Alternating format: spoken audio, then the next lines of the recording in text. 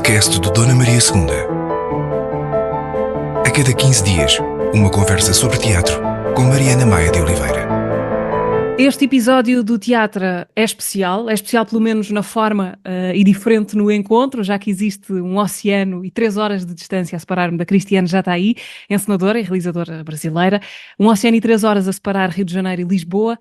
Há pouco tempo a Cristiane esteve em Portugal a apresentar um espetáculo, não foi possível o encontro presencial nessa altura, fazemos-lo agora em versão tele. Nos últimos anos, a vida da Cristiane Jatahy tem-se cruzado bastantes vezes com Portugal. Há uns anos foi até uma artista na cidade de Lisboa. Havemos de falar disso nesta conversa. Olá, Cristiane, obrigada por vires ao podcast do Dona Maria II. Neste momento estás no Rio para ficar durante algum tempo ou já com as malas feitas para sair para algum lado em breve? Então, eu acabei de desarrumar as malas nesse final de semana e fico aqui um mês e volto para a Europa para apresentar o espetáculo Hamlet, que foi a última criação que eu fiz nesse ano, agora de 2024, e a gente apresenta na Antuérpia. Então, eu volto para a Europa para apresentar esse trabalho, fico um pouco em Paris, não vou a Lisboa, infelizmente, e aí volto para o Brasil para ficar um pouco mais de tempo aqui, para escrever, enfim, ler, aproveitar uma pequena pausa para trabalhar a criatividade e desenvolver alguns projetos. A viagem para ti é uma espécie de condição existencial? Existir no mundo é necessariamente estar em viagem? Isso é bom criativamente para ti?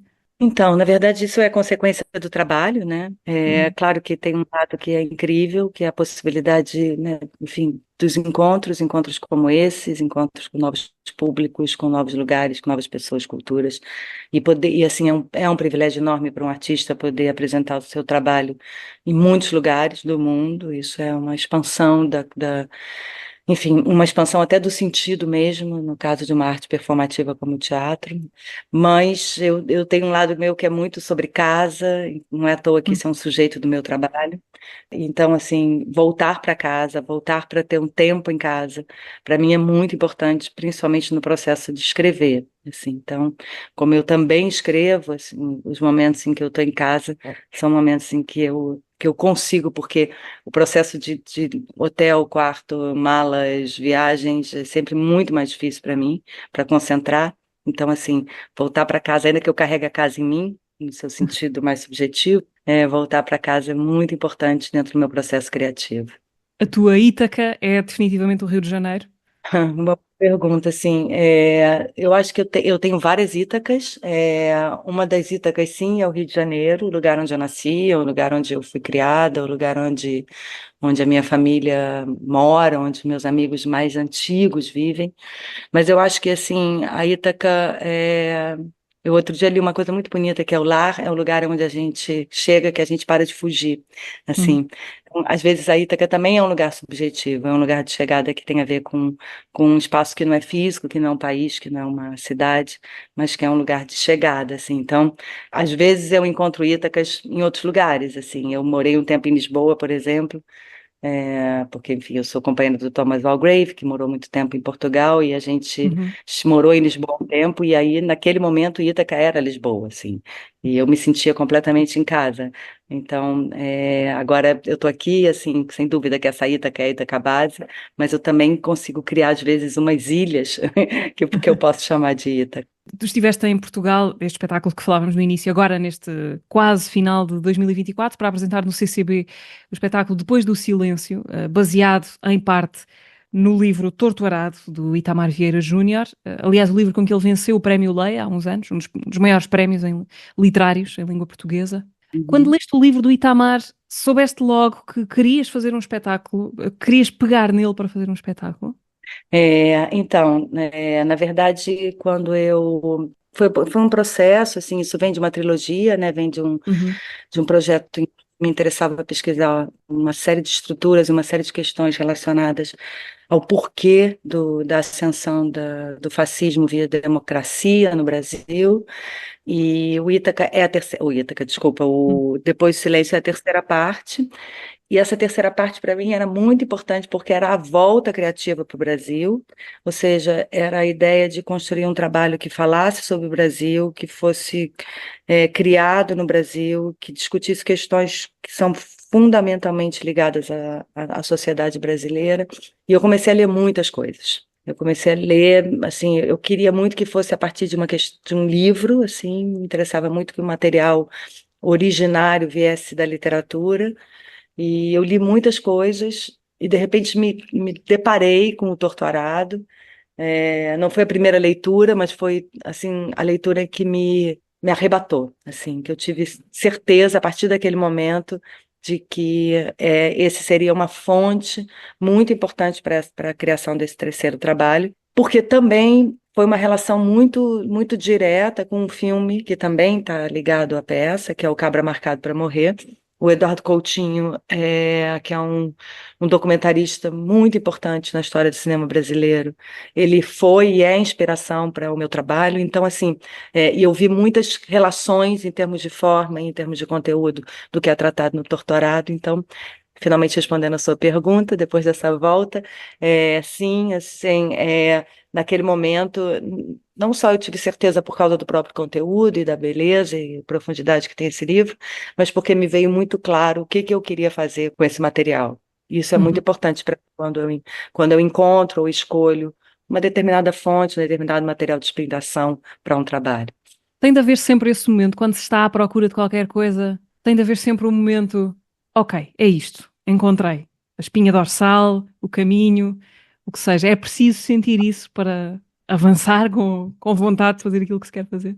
Sim, na verdade, soma-se a um pouco, enfim, algum atravessamento, algo que naquele momento eu penso que é fundamental se transformar em fala, assim, ou em escuta, mas é sempre muito colado com uma percepção, uma leitura, uma visão de como abordar aquilo numa obra teatral ou cinematográfica. Então, parece que eu leio o livro já, enfim, de alguma maneira com uma lente Uhum.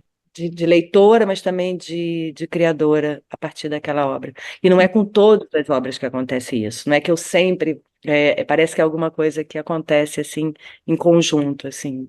É um espetáculo este, depois do silêncio, um espetáculo político, como podemos dizer que são todos, não é? Mas este particularmente de denúncia de um passado de violências, recusa de direitos fundamentais. O cenário é o Brasil, Brasil rural, interior da Bahia, a luta pelo direito à terra.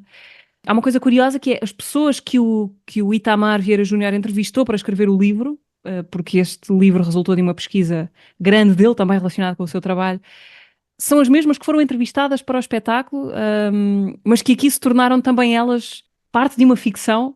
Sim, exatamente. Então, na verdade, quando eu li o livro, eu não sabia o quanto que o livro era resultado de uma pesquisa que o Itamar já fazia há muitos anos com essa comunidade da Chapada Diamantina, que é uma comunidade que luta, na verdade, pelo seu direito à terra e também luta pelo seu direito a ser reconhecida como uma comunidade de quilombolas, né? Ou seja, quilombolas são ex-escravizados que encontraram uma terra onde eles construíram a sua comunidade há muitos e muitos séculos e que, portanto, hoje, quando é comprovado que a família está lá há tantos, tantos e tantos anos nesse lugar, e que, enfim, também é uma reparação a toda a história escravagista brasileira, eles ganham direito à terra. Então, o Itamar, ele era, e trabalhou, agora não trabalha mais, mas trabalhou durante muitos anos no INCRA, que é o órgão do governo que faz o estudo para entender se as pessoas têm ou não direito a esse lugar, vamos dizer assim. Então, o Itamar, por causa disso, teve contato com essa comunidade durante muitos anos, fez uma série de entrevistas e, a partir daí, criou essa ficção inspirada nessa realidade, mas que tem muitas coisas que partem de histórias que são contadas por eles, de histórias reais, ou reais para eles, né? Assim, Uhum. essa é a beleza do livro também, porque às vezes as histórias que se manifestam de maneira mais mágica são para eles as histórias mais reais.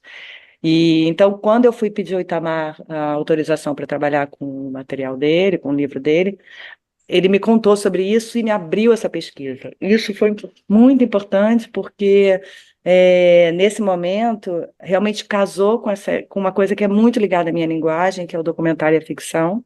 E a partir daí, então, eu tomei a decisão de que eu iria retomar o contato com essas pessoas, ir nesses lugares, filmá-las, mas não mais agora para elas contarem só as histórias delas, mas também para elas contarem através das ficções que o Itamar criou das suas próprias histórias. Então, os nomes dos personagens são os nomes do livro. Então, é muito lindo como elas atuam, de alguma maneira, a ficção que foi inspirada na sua própria história. Este espetáculo, como disseste, foi a terceira parte de uma trilogia que começa motivada pelo que aconteceu no Brasil durante a presidência do Bolsonaro. Nós estamos a gravar esta conversa poucos dias depois de novas eleições municipais no Brasil, em que o campo bolsonarista saiu reforçado. Esta realidade, faz-te reler essas ficções que criaste nos últimos anos? Em que é que se pensa neste momento, quando se tem um trabalho tão marcadamente político?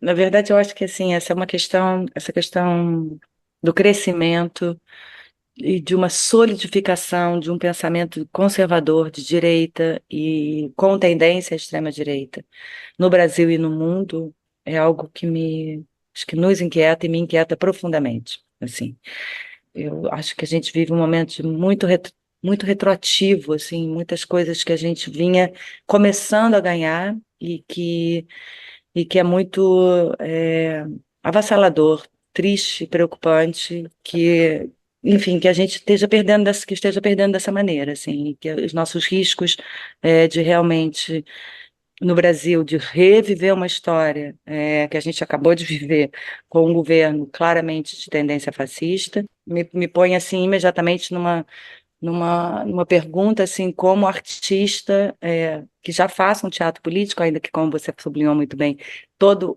fazer teatral é político, porque a gente se colocar dentro de uma relação com o público nesse diálogo é uma ação política. Mas eu me pergunto, e aí essa é uma pergunta fundamental, quais são os próximos passos artísticos que precisam ser dados, sabendo que assim que não é que o teatro vai mudar uma realidade, mas que mantenha uma ponte de pensamento, de abertura e de reflexão sobre a gravidade dos passos que a gente está dando, assim. A gente está vivendo um momento no Brasil agora que é um momento de alívio, né? Porque a gente tem o governo Lula, um governo de esquerda que tem que governar numa relação com o Congresso que é muito, muito conservador e muito ligado à extrema-direita. Então, assim, a presidência depende da aprovação de muitas coisas desse Congresso. Então, é um jogo o tempo todo em que eu acho que a gente avança a passos de formiga, diante de tudo que a gente precisava continuar avançando e, mais ainda, recuperar do governo anterior. E é claro que é muito preocupante que, como você sublinhou agora, que nas eleições municipais, grande parte dos municípios estão agora na mão da direita, não exatamente bolsonarista, mas de uma direita que é bastante próxima do pensamento desse ser, que é melhor a gente nem ficar nomeando muito para ver se ele desaparece da nossa história de uma vez por todas. Assim. Infelizmente, a gente sabe que isso não é só uma realidade brasileira, né? São momentos muito perigosos que a gente está vivendo, né? Voltando ao teu trabalho, Cristiano, tem-te acontecido muito, nos últimos tempos, apresentar trabalhos nesta forma de trilogia. Esta foi a trilogia do horror, antes uma trilogia da memória, uma trilogia da iniciação, ainda lá mais para trás. De onde é que vem a tua fixação em pensar as criações nestes grupos de três? Encontraste uma espécie de forma perfeita para dizer o que queres dizer? Sim, eu acho que a trilogia ela é bem interessante porque quando eu começo um trabalho, normalmente ele não é ligado somente àquela obra, ele é um pensamento que me interessa desenvolver durante um período. Eu sempre digo que o primeiro trabalho é o trabalho onde eu dou o start, onde eu começo a descobrir, onde eu começo a investigar aquela questão. O segundo trabalho é onde, de fato, eu encontro uma profundidade sobre o que eu estou buscando. Assim. É muito curioso, porque realmente sempre o segundo trabalho é um trabalho nevrálgico dessa trindade, dessa trilogia. E o último trabalho é um trabalho em que eu ainda tenho uma memória daquela questão, mas já estou muitas vezes apontando para um novo momento, para um novo desdobramento que veio dessa trilogia. Então, a trilogia, para mim, me dá um pouco essa sensação de livro, assim, de que eu estou escrevendo uma história, e eu acho mesmo que o trabalho de um artista não é uma peça única, ele é uma história que se escreve em muitas obras. Por isso que oportunidades, às vezes, de poder mostrar vários trabalhos faz com que o público também possa ler essa história de uma maneira mais completa. Então, a trilogia é isso, ela me dá essa perspectiva de criação mais a longo prazo sobre determinado sujeito que eu estou interessada em pesquisar. Qual será a próxima? Este Hamlet faz parte de alguma ou não? Curiosamente, assim, é engraçado, porque o Hamlet, talvez ele não faça parte de uma trilogia que começa, mas ele faça parte de algumas coisas que eu já fiz antes, assim.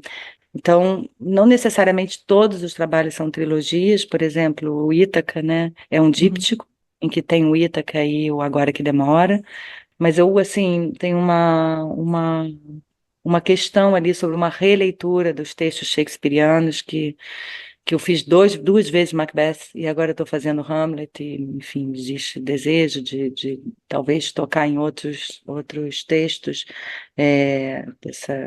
desse autor gigante que é o Shakespeare, assim.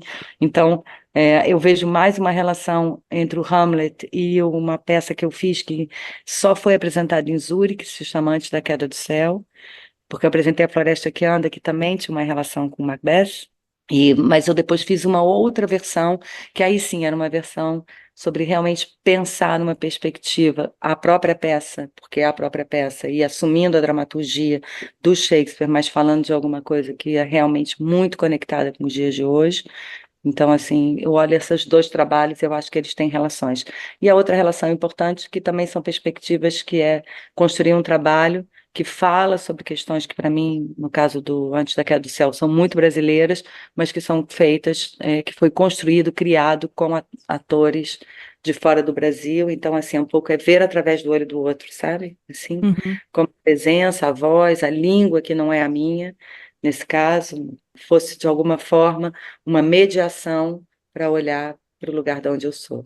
É interessante observar esta tua relação muito intensa com os clássicos, que foi uma coisa que começou a acontecer muito no teu trabalho de há uns anos para cá. Durante muito tempo trabalhaste a partir de textos originais e nos últimos anos intensificou-se muito esta relação com os clássicos Shakespeare, Strindberg, Homero, Chekhov. Há alguns deles, como dizias, regressaste mais do que uma vez. Quase nunca na forma de adaptação, dessa forma, da forma como normalmente entendemos a palavra, mas mais na forma de alusão, ou de inspiração, ou de ponto de partida para uma espécie de diálogo. Teve a ver com o quê? Esta espécie de, ou aparente viragem no teu trabalho, ou nos pontos de partida que usas para construir um espetáculo? Então, eu acho que, assim, te escutando e pensando nesse processo que, como você falou, começa com textos que são criações originais, portanto, e que de algum lugar tem um desejo de volta também, mas mesmo esses projetos de criação original, eles têm uma relação muito, e tiveram uma relação muito importante com a questão da memória, sim.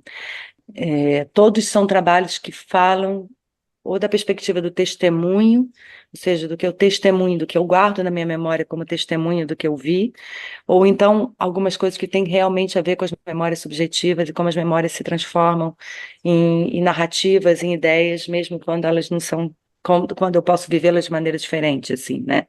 O mesmo fato, dentro de uma situação familiar, por exemplo. Então, Uhum. eu digo isso para dizer que a questão da chegada nos clássicos, para mim, passa muito sobre a questão da memória também.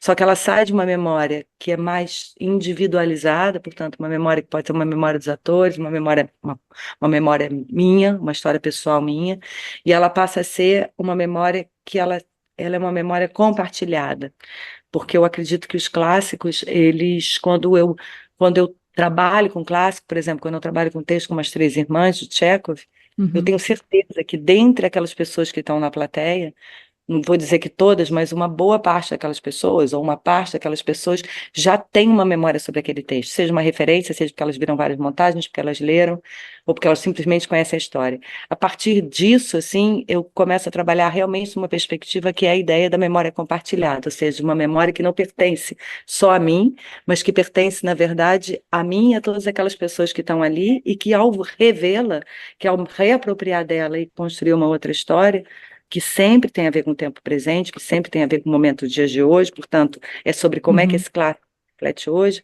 Eu acho que eu crio uma coisa que me interessa muito, que é essa fricção do tempo, assim. aham. Então, respondendo, a primeira questão da abordagem dos textos clássicos passa por isso, e evidentemente porque esses textos com os quais eu trabalho são textos que me formam de alguma maneira, assim, né?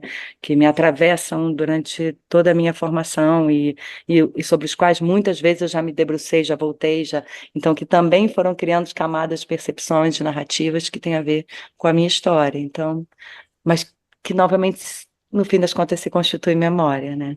Será que é também uma forma de. Porque o teatro é uma arte. E o teatro existe no presente, não é? Ao contrário do cinema, que atravessa outros tempos, passados e futuros, o teatro existe no presente.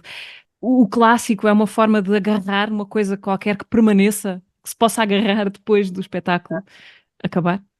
É bonita essa reflexão. Sim, de fato, eu acho que o cinema, e aí isso é uma outra questão que também está muito vinculada ao meu trabalho. O cinema, ele não tem, não é efêmero como o teatro, e o cinema é sempre um registro que, ainda que seja visto no tempo presente, foi feito no passado. Então, ele já traz essa própria fricção nele, assim. Mas, sem dúvida que quando... E os clássicos, os clássicos como clássicos são chamados assim porque eles atravessam o tempo, né? Porque eles têm essa capacidade Eles se transformam em clássicos, não são clássicos na sua criação original, Uhum, né? E eles têm essa capacidade de atravessar o tempo, então, sem dúvida que eu acho que tem a ver alguma coisa sobre tangenciar algo que numa arte tão efêmera pode se chamar de uma coisa mais permanente, assim, né? Ainda que a uhum. gente saiba que é permanente naquele momento em que se dá na relação com o público, porque o teatro tem essa potência e esse milagre, porque ele acontece só naquele momento mesmo, né? Aqui há uns anos, o Tiago Rodrigues, que já dirigiu Dona Maria II, que agora está à frente do Festival de Avignon, encenou também no Dona Maria II uma peça chamada Um Outro Fim para a Menina Júlia.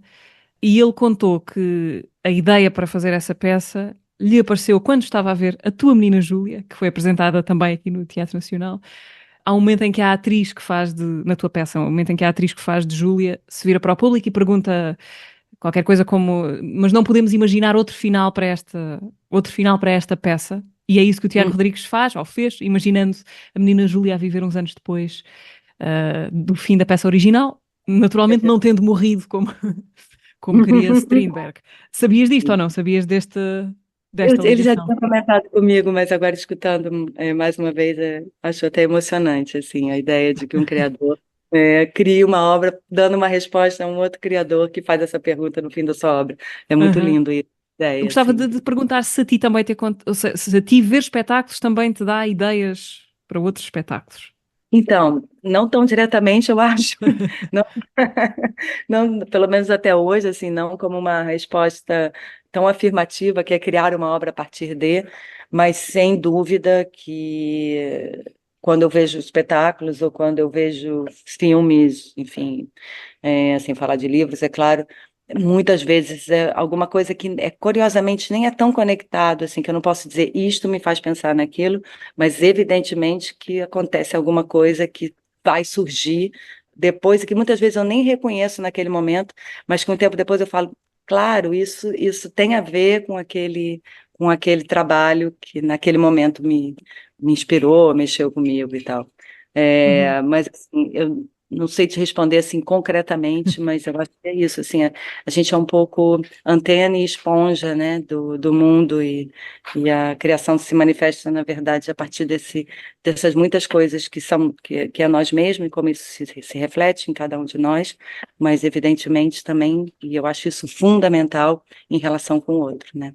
E eu acho que assim, a minha formação também é jornalismo, e acho que assim, essa minha formação em jornalismo ela se deu pela questão do texto, pela questão do meu desejo minha relação com a escritura, mas muito também com o quanto é fundamental para mim olhar para o que está acontecendo no mundo, olhar sobre o que está acontecendo nesse momento, assim, de que forma que isso atinge a vida das pessoas e isso volta para mim e eu como jornalista, que eu nunca fui, porque eu nunca exerci, assim, como é que onde é que isso se escreve, como isso se se estabelece a importância que isso tem, porque eu acho que é fundamental, na verdade, o olhar jornalístico sobre os fatos que acontecem no mundo, Uhum.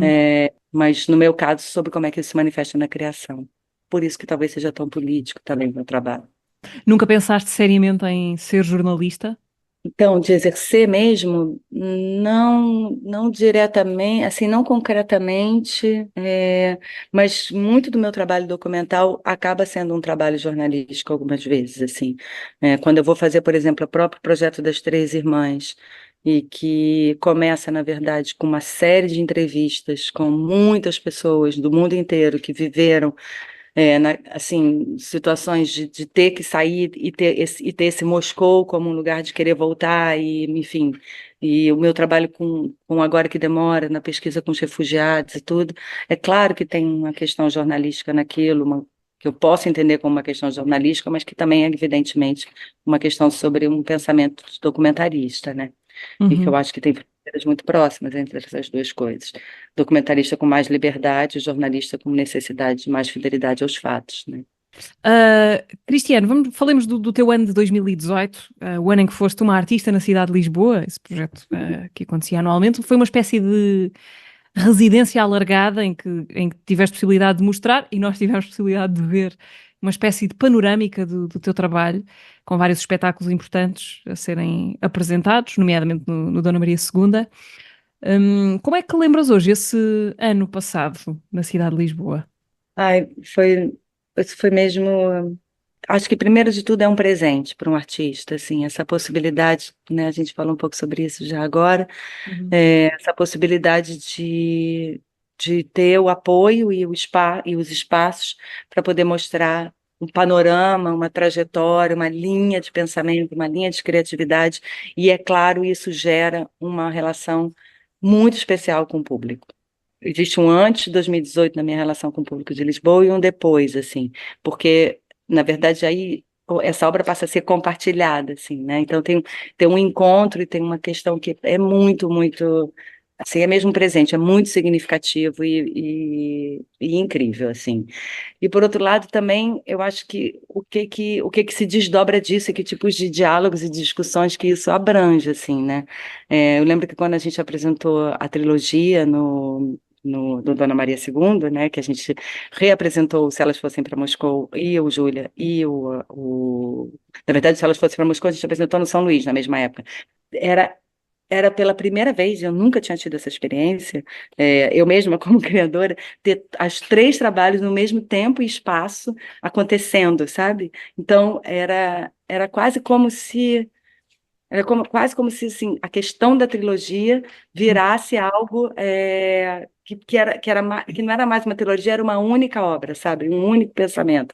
E um único pensamento que circulava da própria questão da criação, assim, mas que também circulava no espectador, porque assim, as conversas que eu tive, os encontros que eu tive, os retornos que eu tive, tanto da imprensa, assim, uma pessoa como Gonçalo Frota, que eu acho Uhum. incrível, assim, como dos espectadores e das pessoas que vinham falar comigo, eu acho que eu nunca vivi, assim.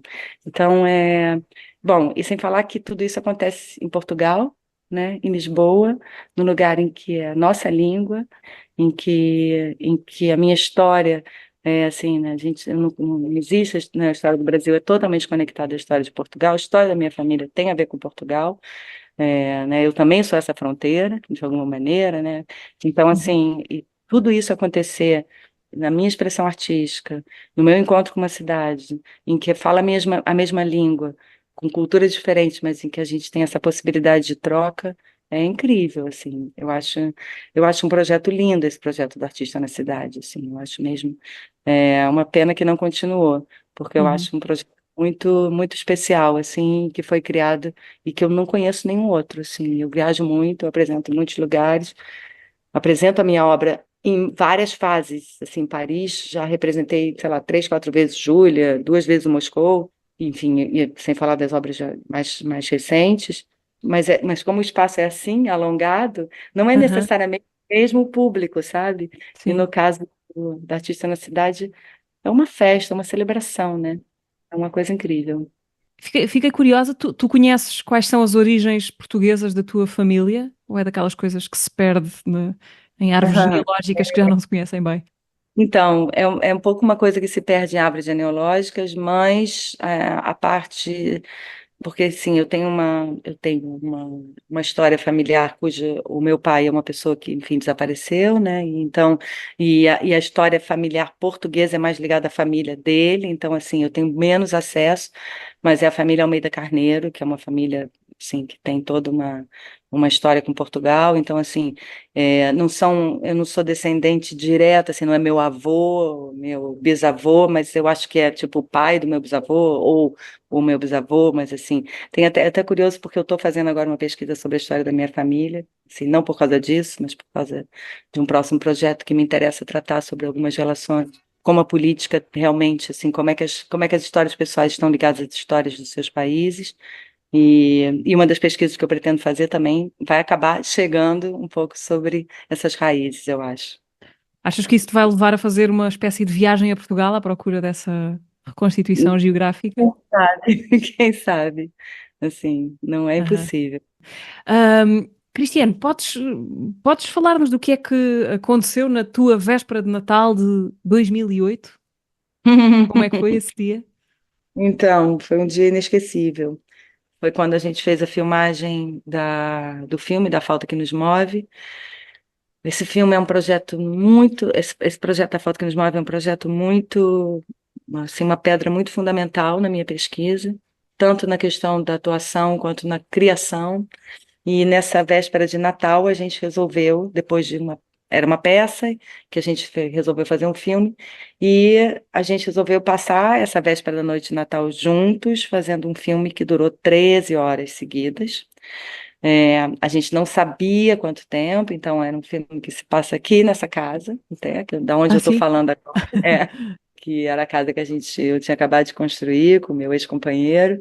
E, e a ideia era criar essa ficção documentário sobre esses 5 amigos que vêm para essa casa esperando uma sexta pessoa. Essa sexta pessoa fala sobre as pessoas desaparecidas nas suas histórias familiares. Essa é a metáfora. Para eles é uma pessoa concreta, mas o que a gente está falando novamente é sobre memória, sobre desaparecimento, sobre apagamentos. E eles se encontram nessa casa à espera de que essa pessoa chegue para comemorar a noite de Natal. E só que essa pessoa não chega, e eles vão se relacionando e se confrontando com as suas dores, com as suas perdas, com as suas alegrias, com as suas relações. E isso, quando a gente foi filmar, a gente fez uma série é um processo bem longo, assim, de construção para chegar nisso, mas a gente tinha uma série de regras, de dogmas, vamos dizer assim, de procedimentos, e um deles é que nenhum de nós sabia quando é que ia ser o corte final, quando ia ser o fim, né? E não tinha take 2. Então, foram 13 Ok. horas, com 3 câmeras na mão, 3 câmeras de cinema, algumas cenas ensaiadas, outras eles eram improvisadas, outras alguns sabiam, outros não. E a gente começou a filmar às 5 horas da tarde do dia 23 de dezembro de 2008 e acabou no dia 24, né, de manhã. E foi absolutamente alucinante, inesquecível. Foi uma das experiências mais, assim, incríveis que acho que eu e que nós, assim, todas as pessoas que participaram tivemos, assim. É uma maratona criativa, na verdade, né, assim. Aliás, durante o Artista na Cidade, o filme foi mostrado, não é? Nessa versão completa durante a residência artística. Foi uma exibição contínua de 13 horas. Foi no Teatro São Luís, a Aida Tavares, que é uma pessoa também, uma grande apoiadora do meu trabalho em Portugal. Enfim, a gente topou, a gente montou essa estrutura naquele foyer lindo, né? Aquela sala linda do Teatro São Uhum. Luís. Ficamos durante 13 horas, porque tem uma coisa, para mim, assim, um trabalho criativo, ele também se desdobra em outras possibilidades de trabalhos a partir de uma mesma obra. Então, assim, primeiro foi uma peça. Depois assim, para mim tinha todo sentido fazer um filme a partir desse trabalho, principalmente ligado à atuação que a gente estava buscando naquele trabalho, que era sobre uma ideia de não parecer atuação, de o que que é atuação, aonde que a gente não está, a gente está jogando com o real, ainda que esteja trabalhando com relações ficcionais. Uhum. Então, Para mim era muito uma questão cinematográfica, que poderia ser absorvido pela questão cinematográfica, e depois um terceiro desdobramento, que é esse que a gente está falando, que eu chamo que é a videoinstalação, que é onde a gente instala para o espectador a possibilidade de ele também atravessar essas 13 horas, ou não, porque também ele tem toda a liberdade de entrar e sair, mas atravessar essas 13 horas num processo que é num outro tempo, mas que vive, porque o filme começa exatamente no mesmo momento, na mesma hora, às 5 da tarde, e acaba às 6 da manhã do dia seguinte. Então, você acompanha a trajetória daquelas pessoas durante 13 horas, e todas as suas saídas e entradas nessa ficção. Uhum. E, assim, para mim, curiosamente, novamente, a gente fala de três obras, né? Então, uma ideia de trilogia ou de três também acontece quando, por exemplo, é um projeto como esse, né? Em que a partir do mesmo material se desdobram em muitas coisas. Se bem que há uma ideia, um lado muito paradoxal nessa questão da representação ou do tentar ser o mais natural ou próximo da vida possível, porque é preciso muito ensaio para a Hum. representação ser o mais natural possível, não é? Como é que se resolve este paradoxo, não é? Que também existe no cinema, no teatro também, no cinema também. É, super, eu acho que essa é uma questão super importante, porque, assim, é claro que você encontra uma. E aí, nesse sentido, o cinema ele pode registrar aquele momento, que é um momento absolutamente espontâneo, que tangencia o real, né? Uhum. E acabou. Você guardou aquilo e aquilo passa a ser, né, a própria obra. Mas no caso do teatro, como você falou, não só o ensaio, mas a própria repetição do dia a dia na cena já é uma repetição. Então, como recuperar esse movimento inaugural que a gente pode dizer que é o real, assim, que é o real no seu sentido do tempo absoluto presente, assim. E eu acho que isso talvez seja uma das questões mais importantes para mim no que é a minha pesquisa, no que é a minha linguagem, que é o trabalho do ator e como é que a gente, como é que e é difícil, a gente ganha e perde o tempo todo sobre isso, mas como é que a gente consegue dar essa qualidade única de que o que está acontecendo naquele momento só está acontecendo naquele momento. Assim, de que aquilo não é uma repetição, ainda que Uhum. seja repetição. Então, sim, primeiro é um processo de que a gente cria, depois é um processo de que a gente repete, mas sempre com uma ideia, e para mim isso é bem importante, assim, eu sempre falo muito para os atores, que é repetir não é exatamente fazer o mesmo, assim, repetir, na verdade, é reagir. Então, eu acho que a grande busca é a reação e não a ação, porque a reação ela é sobre o momento presente, né? Quando a gente está aqui conversando e eu te escuto, é porque eu te escuto que eu respondo de uma determinada maneira, que meu corpo reage de uma determinada maneira. Então, claro que nesse caso você me surpreende, porque eu não espero que você me faça essa pergunta, mas como é que eu posso reagir a uma pergunta que eu sei que você vai fazer, mas eu não reagir na ideia que eu tenho como eu vou te responder, mas realmente em voltar a te escutar e talvez e provavelmente eu não vou te escutar sempre da mesma maneira, porque eu não estou igual cada dia, né? Assim, então é um trabalho muito, muito, muito lapidado, para poder chegar em alguma coisa que seja essencial na relação da cena, assim. Dirias que o cinema é uma influência mais importante para ti do que o teatro? Mais importante não, assim, eu acho que o teatro é o lugar onde eu me criei, onde eu encontrei a minha família, onde eu realmente, assim, é o lugar onde eu sou, assim. E o cinema é e foi para mim o meu lugar mais importante de formação de olhar, assim, como espectadora, como artista em relação às obras, assim, o cinema. Eu também me formei em cinema e o cinema foi muito importante na minha formação como como artista, assim. Então, é, hoje em dia é muito difícil para mim dissociar assim uma coisa da outra. Eu tenho cada vez mais vontade de também fazer filmes independentes, de estar trabalhando com a ideia cinematográfica dessa terceira zona que eu construo quando eu trabalho com teatro e cinema. Eu tenho alguns projetos de cinema que não são ligados ao teatro. Também tenho vontade de voltar a trabalhar com teatro sem necessariamente estar fazendo essa fricção com a imagem, mas eu acho que hoje em dia é uma alquimia, sabe? É alguma coisa que se misturou e que faz que é como eu vejo, assim, a criação. Mas não num grau de importância, assim. É. Ah, Cristiane, tu foste atriz no início do teu trabalho em teatro. Quiseste ser atriz ou foi uma coisa que fizeste com uma consciência que seria de passagem? Não era uma consciência de passagem. Eu achava que realmente o caminho era ser atriz, assim. Quer dizer, quando eu estudei teatro, eu pensava, sim, Uhum. nesse lugar eu serei atriz, assim. Eu não me via em outros lugares.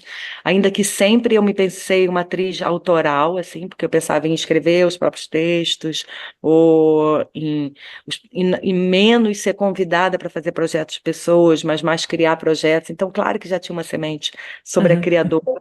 Assim, mas eu acho que ainda eu levei um tempo para amadurecer a ideia de que isso também era ligado à ideia de ser a encenadora, assim. Mas ao mesmo tempo, desde muito nova, assim, ainda na escola de teatro, eu já dava aula de teatro. É, isso foi bem importante, assim, no caso, para me manter, naquele momento era a forma que eu tinha para poder, né, eu já morava sozinha e era o lugar onde eu ganhava algum dinheiro para sobreviver. Então, eu, desde muito no início da escola de teatro, eu já dava aulas para crianças naquele momento, e então, assim, né, jovens e crianças, mas como todo curso livre acabava com uma montagem, assim, no final, então eu também já estava em paralelo dirigindo coisas, né, mesmo que fossem coisas muito amadoras, dentro de pequenas escolas e tal. E aí, quando eu vi, assim, era muito mais natural para mim a ideia de estar na perspectiva de fora do que dentro. Uhum. E aí, Nunca mais te apeteceu voltar para dentro? então, assim, o Agora que Demora tem uma certa volta, porque eu estou ali no palco, né? Mas ainda que eu esteja falando eu mesma, por mim mesma, Uhum. então é diferente. Acho difícil, não me vejo muito na ideia de estar fazendo um personagem, sabe? Isso acho que para mim seria o mais difícil, assim. Mas de estar em cena como performer, assim, isso sim é uma possibilidade. Aham. Fazemos aqui uma pequenina pausa para rever o episódio anterior do teatro. Conversámos com o Chulagi. O meu nome é Nuno Santos, deram-me meus pais, mas o meu nome desde menino na rua, porque os cabo-verdianos têm sempre um chamado no minha, uma alcunha, foi Chulage. E pega. Nós temos a mania no hip-hop, estamos sempre a começar alguma coisa nova. Não é verdade. Eu chego lá, ponho o meu post, disse o que tinha a dizer, já fiz o meu papel. A questão é que isso não vai mudar absolutamente nada. O Zé Mário uma vez disse uma coisa, aqui uma série de músicos também dizem, eu falo de problemas, mas não quero problemas. Não dá. Eu costumo dizer aos meus amigos e amigas que eu sou sociólogo de café. Todos os dias faço uma hora no café a ouvir as pessoas. Vou no autocarro, vou escutar. Estou no café, estou a escutar. Está a haver ali uma situação, estou a escutar. Eu sou filho de imigração popular. De gente que veio limpar, construir e que veio do interior de Cabo Verde. Mas eu ouço Kim Barreiros, Eva Cince. O meu pai adorava essa cena. E então tu estavas a ouvir Cesária e a seguir ele tirava e punha Kim Barreiros. Fomos a um encontro político, eu passo pela Royal Academy of Dramatic Arts, olho para lá e digo, fogo, era aqui que eu gostava de estudar. E quando eu decidi que ia bazar para Londres, eu mandei um ganda barra à parede e candidatei. Eu não tinha um tostão, aquilo era pago, né? Passei fome, dormi na rua, passei 30 por uma linha aquele primeiro ano. Cheguei a dormir London Bridge, toxicodependentes, prostituto, whatever. Eu fiz tudo, mas eu disse, eu vou fazer este curso. O som Sounds Like Nuno foram meus colegas que puseram, porque eles já sabiam. Então eles entravam no venue e diziam, Sounds Like Nuno! Chulagi foi convidado no episódio anterior do teatro, todos para recuperar no Spotify, YouTube, SoundCloud e Apple Podcasts. Cristiane, tínhamos combinado que te ia pedir uma sugestão. Pensaste em alguma coisa? Então, bom, primeiro, para quem ainda não leu o livro Torturado, Aham. é uma leitura incrível. Acho que é uma leitura que nos conecta, assim. Acho o Itamar um autor gigante, enfim, acho muito importante que ele seja lido. Tem uma autora brasileira que também reside há muito tempo em Portugal, que é a Tatiana Salem Levi, que, enfim, eu super recomendo. Eu acho que ela tem o último livro dela, inclusive, que fala Melhor Não Falar, Melhor Não Contar, que Uhum. também conta a história da família dela e uma história de abuso relacionada à família dela. É um livro muito corajoso. E é um livro que também fala sobre a história do Brasil. Então, assim, acho que dentro dessa perspectiva, são dois livros que falam de dois momentos diferentes da história do Brasil. Tatiana é filha de exilados que se exilaram em Portugal durante a ditadura militar brasileira. Uma É, edição muito e recente, aliás, em Portugal, acaba de sair, penso eu. acabou de sair, né? Ela acabou de Uhum. lançar. E tem ainda mais sobre um outro livro. Eu agora estou lendo um livro que eu estou achando espetacular, que é dessa autora da Coreia do Sul, que acabou de ganhar um prêmio Nobel, assim, A Vegetariana, que eu também estou achando incrível, portanto, mais uma mulher, uma jovem mulher que escreve absurdamente, assim, é uma beleza. Sobre cinema, vou falar de um filme brasileiro, tem um filme do Walter Salles, eu ainda não vi, estou muito curiosa para ver. Também fala sobre o período da ditadura militar brasileira, eu acho que é uma história importante da gente revisitar.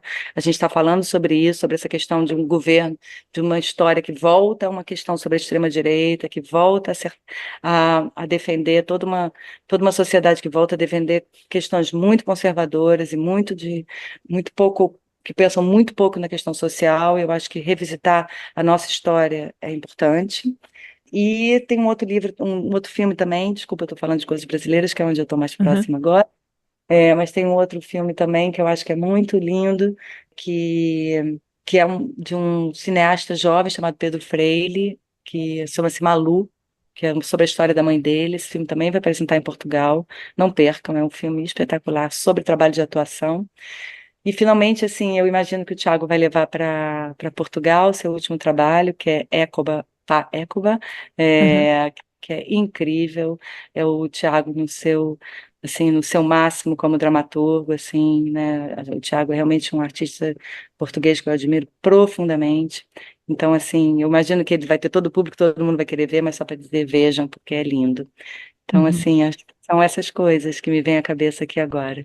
Tens ideia de quando é que te veremos novamente em Portugal, Cristiana? Há planos ou não? Ou ainda não? Sim, eu estou conversando com o Centro Cultural de Belém e a gente tem planos, ainda não posso falar porque a gente ainda está organizando as datas, mas sim de apresentar as próximas criações. Ok. Qual é o próximo Shakespeare que vais querer fazer? Ah, então, isso ainda vai demorar, hein? Vai demorar. Não, e claro, e sem falar do Hamlet, né, que a gente seria muito lindo apresentar em Lisboa, a gente também está conversando sobre, tem a Até porque há participação de dois atores portugueses no elenco, a Isabel Isabela Abreu e o Tonan Quito. Anaquito e que é um encontro incrível assim. A Isabel há muitos anos que acompanha meu trabalho e que ela participa de coisas que eu faço e tal, né? Participou do Moving People que eu fiz também, que foi um projeto que eu fiz no Artista na Cidade, e o Tonaquito, que é um artista que eu vejo vi muitas vezes, com muita frequência e que foi assim que está sendo um encontro. É um colaborador e um ator incrível. E que vai Uhum. fazer agora um trabalho que eu posso recomendar, que também é do Tiago, o Coro dos Amantes, que eles vão refazer com a Cláudia Gaiolas, vai estrear agora em novembro, um cenário de novo do Thomas Walgrave, que acho que também é uma volta dele para Portugal. É uma obra linda e que bom, e vai ser e que foi a primeira vez, né? A primeira vez foi feito por eles dois e agora com a nova Uhum. versão que o Tiago deu continuidade, vai ser refeita com os criadores originais, com a Magda Bizarro fazendo figurino, enfim. Acho que também é algo para não se perder. Ok, vou só insistir mais um bocadinho. Depois do Hamlet e do Macbeth, qual é o próximo Shakespeare? Sem compromisso. Sem compromisso, qual é o que já está na mesa de cabeceira? Na verdade, não sei, por isso que eu Ok. fugi da sua da resposta. Mas, assim, se não seria uma coisa nos próximos anos, assim, mas Uhum. é um desejo de voltar. Um texto que eu acho quase impossível, mas que me atrai é A Tempestade. O que é impossível? Porque eu acho que é um texto difícil de montar, assim, eu não sei se tem muito sentido, mas eu acho que tem um mundo onírico ali, tem um mundo, e eu estou muito interessada, na verdade, assim, nesse momento, na pesquisa enfim, que eu trabalho muito, realidade e ficção, mas que também me interessa muito esse universo do sonho, assim, esse Uhum. lugar aonde a gente está no real e aonde a gente começa a sonhar. Cristiano, muito obrigada por esta Obrigada, conversa transatlântica. enorme prazer e até muito breve, espero. Muito obrigada. A Cristiane já está aí, foi a convidada deste episódio do Teatro em ligação ao Rio de Janeiro. Todos os episódios do teatro estão disponíveis no Spotify, YouTube, SoundCloud e Apple Podcasts. Bom ano a todos, bom ano, Cristiane, e até uma Bom próxima. ano, obrigada, até a próxima.